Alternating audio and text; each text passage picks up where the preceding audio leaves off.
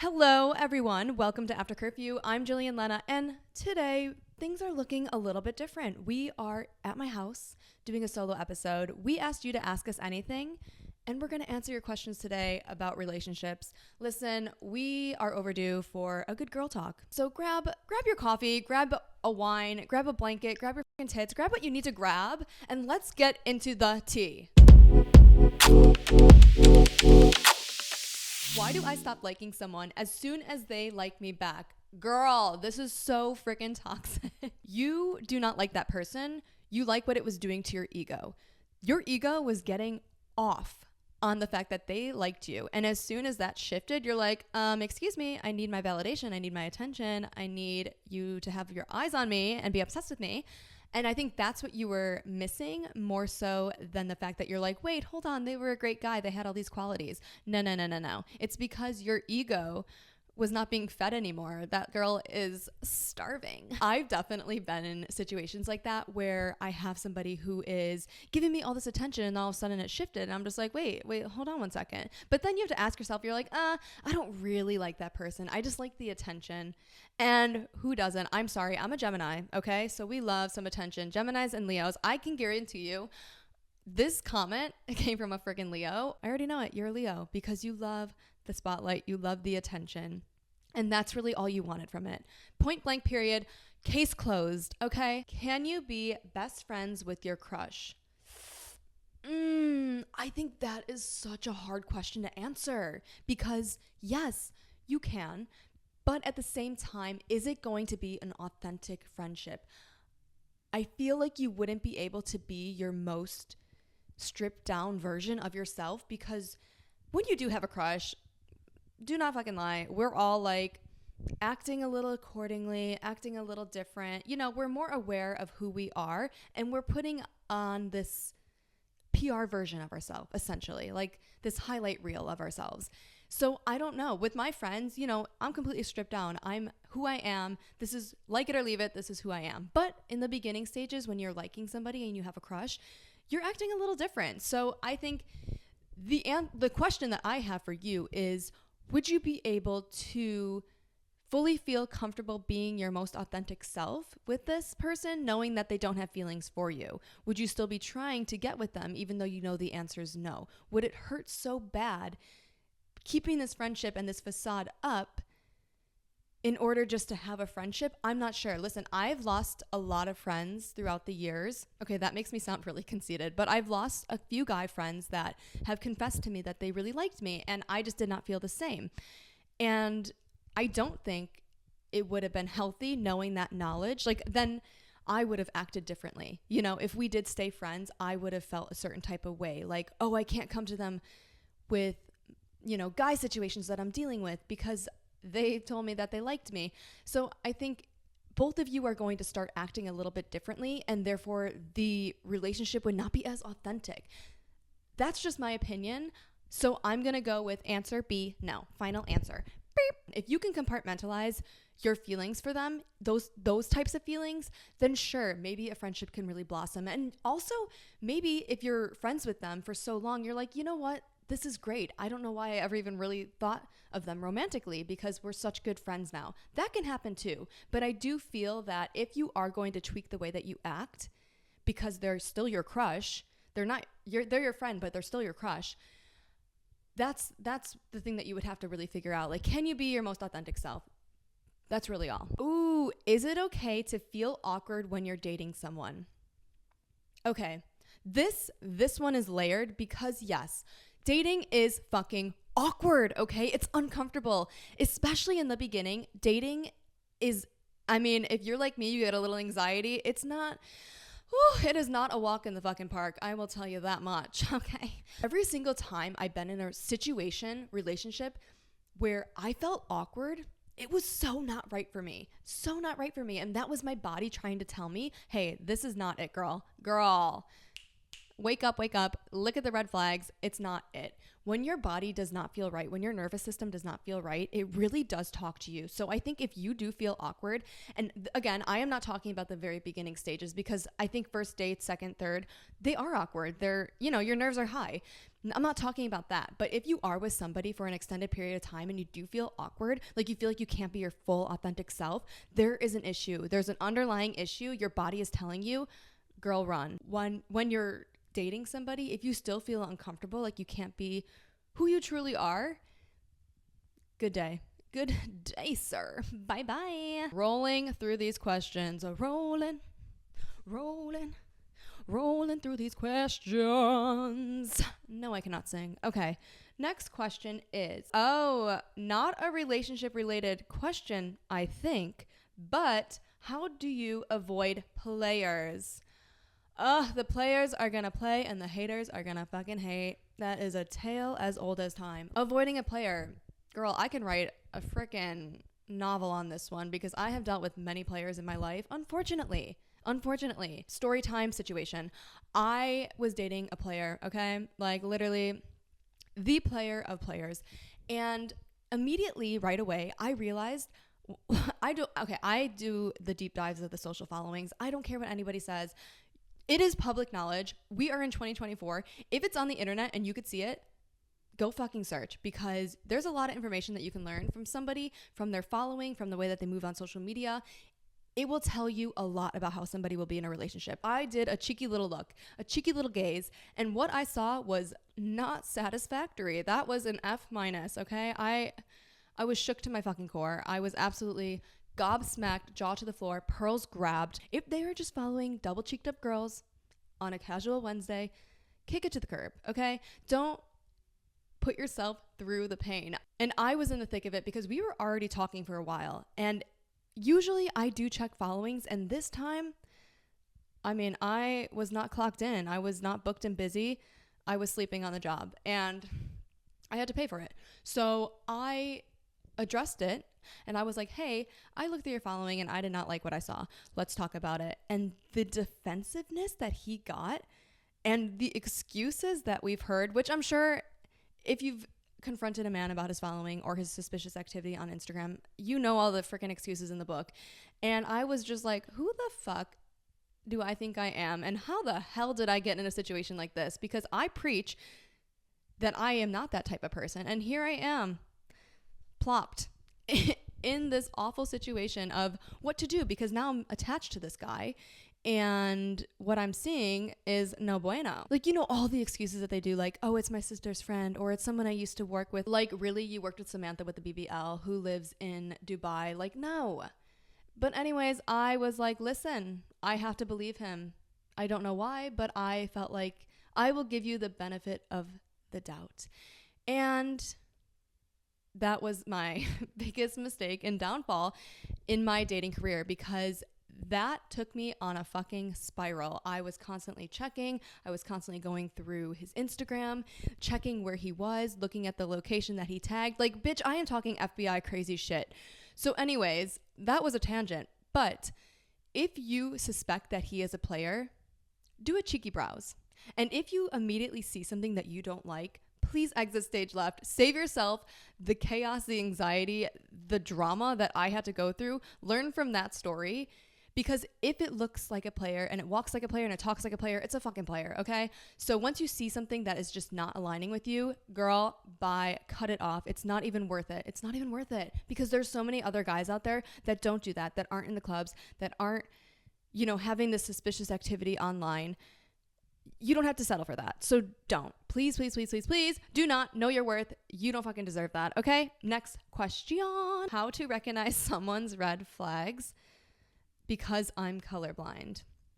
Listen, sometimes red flags are fun. I will say that is a hot take, but red flags can be so freaking exciting. But listen, we don't want to go down the toxic path. Sometimes we do want to paint our nails red and match those red flags, but girl, don't do it. You have to think about what you actually want, okay? You have to look at what your values are, and you have to really have an honest conversation with yourself. Will this work long term? Most likely not. We need topics to talk about, because our conversations are very boring. Help.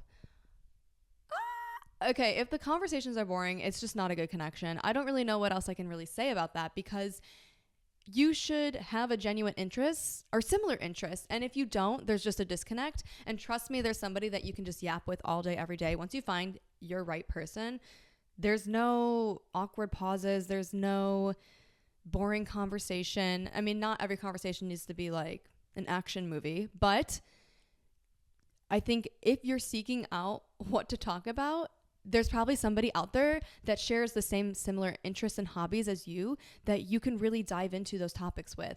So I would say go find somebody that is not fucking boring, because I'm sure you're not a boring person. I'm sure they're not a boring person, but you guys just don't align with a lot of the things that maybe you're interested in. Is a long distance relationship worth it? Dramatic pause.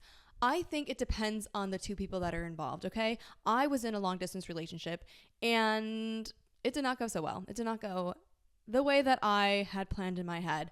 I think the biggest thing that I took away from mine was knowing that you need to put in the same amount of effort that the other person is. And if one person is 20% and you're 80%, it's not going to work. You have to meet each other halfway. It has to be a 50-50. You need to be so intentional with your time, because all you have is FaceTimes and all you have is text. So if somebody's missing their FaceTimes or not texting you back properly, that is equal to being stood up on a date. It really can work if both people are fully invested in it. And I think you really do have to trust the person as well, because relationships and dating, especially in 2024, it's already so layered and so hard.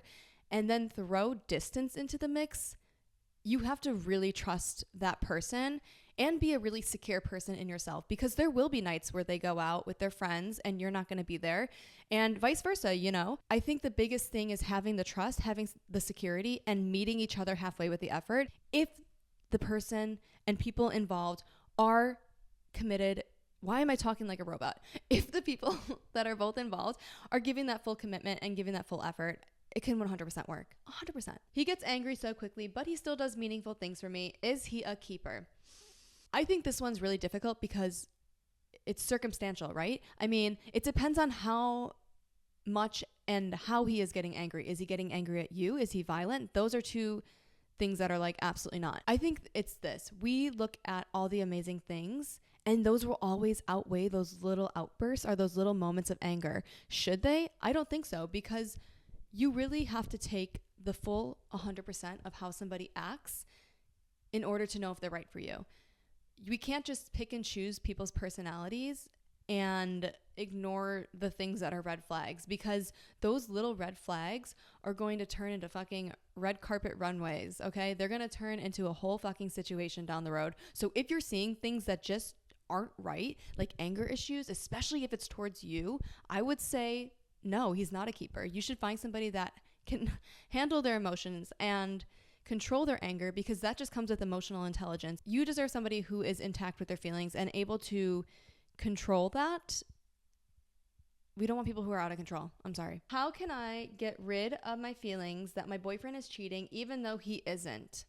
How do we know he's not? No, I'm just kidding. It becomes an internal thing that you have to work on, because if he is a good guy and he's not cheating, you have to ask yourself, okay, my trauma is valid and the things that I've gone through are real, but this is not the same. These are two vastly different situations. This is a topic that I understand fully. I grew up with cheating and I've seen it so many times, and it really fucking is hard to think that, okay, if you've seen that and that's all you've known, why would anything be different? A lot of it is internal. You have to work on those insecurities or uncertainties or the triggers and traumas that you've dealt with growing up, maybe in your childhood or in past relationships. You have to work on them, whether it's with therapy, couples therapy, or talking it through with your partner. It's hard, okay? So give yourself the credit that you are aware of it and you want to make a change. Journals, hash it out within yourself and figure out why those feelings are there and where they came from, because a lot of it has to do with things that you experience, past relationships, childhood. Trust me, I have been there. I have dealt with cheating my whole fucking life. I've seen it from when I was a young kid up until experiences that I've had my own. So it's hard to get into a healthy relationship. I honestly think that a healthy relationship is so much harder than a toxic relationship, because when you come from toxic, you know exactly what the fuck you're gonna get. But when you enter a healthy relationship, which I'm sure this one is, it's really hard to just completely shake all those feelings that you've had because that's all you've known. You really do have to rewire your brain and know that this is different. These two things are not the same. And how can I make myself feel better with still validating my feelings, but understanding that this is not what that was? Because toxic relationships are so much easier to navigate because you know what you're getting into. You're a pro. You're on varsity when it comes to fucking toxic relationships. But when you enter a healthy one, girl, you are on JV. You have no idea what's going on. And you have to relearn all these different things about yourself where you're finally letting your body calm down. I think that's one of the biggest things is noticing the insecurities, telling yourself it's okay, letting your body calm down and feel comfortable in this new relationship, this new healthy relationship, and also talking about it. Therapy, bitch, works wonders. If you can afford it, if you have access to therapy and you can afford it, that would probably help tremendously because you're able to figure out the root point. I know for me, when I got into a healthy relationship, I still had those toxic tendencies. I was still feeling like in my fight or flight because I'm like, this is not any different. It feels like it's going to be different, but I know better. I'm going to catch this person. I'm going to prove to myself that I was right. And I think unlearning all of that and being able to just breathe and trust is so great for yourself and your growth because you're like, listen, this is not the same. Trust yourself that you've learned the lessons that you needed to learn. You got the knowledge from the past toxic relationships, and being aware that he's not cheating, but you still have those tendencies, there's just a little more work to do. It all comes down to changing your perspective and patterns because we are creatures of habits. And if we were in toxic relationships, we think, yeah, it's going to go exactly this way. We've already read that script. We've lived through that. We know how that's going to go. So why would this be any different? And I think you're aware that he's not cheating and you're aware that you have these insecure feelings. So really dig deeper as to how you can change them. You're not in the toxic anymore. Girl, you've graduated. Applause. If you wanted a healthy relationship and you get it, but later lose feelings, what should you do? Okay. A healthy relationship can be boring when you are used to the toxic. The toxic can be so fucking exciting. You are on these high highs and then you go to these low lows and it is like a fucking drug, okay? You are fiending for those exciting moments. And when you get into a healthy relationship, yeah, it might feel a little bit boring, but trust me, it's not. Let me explain. Our nervous system becomes conditioned to glob onto that toxic. So when you start getting a healthy, secure relationship, it's going to feel vastly different from the exciting high highs and the low lows. Okay, sometimes you just have to talk with your partner about it, okay? You need to open up a line of communication and have that conversation because a healthy relationship takes a lot of effort. I would say more than a toxic relationship because a toxic relationship, girl, you buckle in, you're just fucking on that roller coaster ride. But a healthy relationship really does take work. And a part of that work is keeping the spark alive. You have to work on keeping the romance, the sparkle, the day-to-day. You have to keep it interesting. But yeah, sometimes healthy can feel somewhat boring, like you're doing the same thing every day. So make sure that you are still working together. I think sometimes the best relationships are boring. They're boring because you're not waiting up till 2 a.m. to see if they called. You're not checking their Instagram story. You're not going to their following list and seeing if they followed one bitch at the club when they were out last night. Sometimes we put boring in the same box as healthy and secure. But in a healthy relationship, you do have to show up every day. You do have to work on it. You do have to communicate. So if you are feeling bored, I would say have that conversation with your partner. Are there enough qualities and excitement and great things here that are like, hey, no, I do want to like really plug into this and work on it and build? If so, amazing. If not, that's okay. But really ask yourself, is it boring because you were used to the toxic, or is it just boring point blank period? Because those are two vastly different things and you have to know the difference because girl, I get it. I've had so many toxic relationships where I'm like, this is fucking thrilling. And when you get into a healthy one, it does feel a little bit different. It's just unlearning the muscle memory of being in something that was more chaotic. Is it bad if he follows OnlyFans girls? Deep sigh. Yes. I think that there is such a lack of respect to the relationship and to your partner when you are following those types of pages. If you are paying for explicit content of other females or whoever, it is fucking cheating, okay? This is going to be very far-fetched, but When you watch documentaries about serial killers, they always say how they start small, okay? They're always, we're killing bugs or killing small animals outside. And then all of a sudden, they got fucking 20 people in their closet, okay? Dark, but I'm making a point. Where is it going to go next? That is just how I feel about it, where it will become a bigger issue if you already have a problem with it. It will start to be meeting up with people or cheating, being intimate with somebody else. There is just, to me, it is the start of something that I don't want to be a part of. So if you don't consider that cheating, then I would say, yeah, no problem, go for it. But I think for me at least, it's too close to a cheat. And it starts small. It starts with the follows. It starts with paying for the subscriptions. And if they are not happy in the relationship, it could turn into something so much more unhinged. And I don't want any part of that. So for me, absolutely not. I don't want a partner that is going to pay to look at other women's fucking ass cheeks.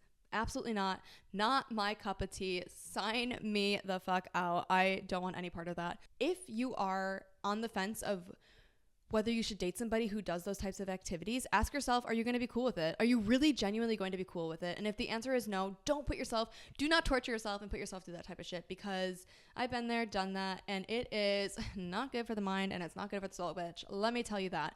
So we're going to leave it at that, because we're going to leave it at a high. Okay? Don't follow OnlyFans girls. If you're a guy, I think we have like 2% of male followers on this. If you are a man, don't follow the OnlyFans girls. Your girlfriends won't like it.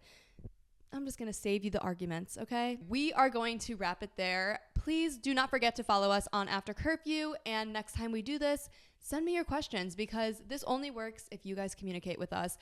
I would love to have a further conversation. So DM, comments, I'd love to hear what you have to say. Your feedback means everything. Follow us on Spotify, Apple, or anywhere you get your podcasts, and we will see you next time. I'm Jillian Lenna. This is After Curfew. Period.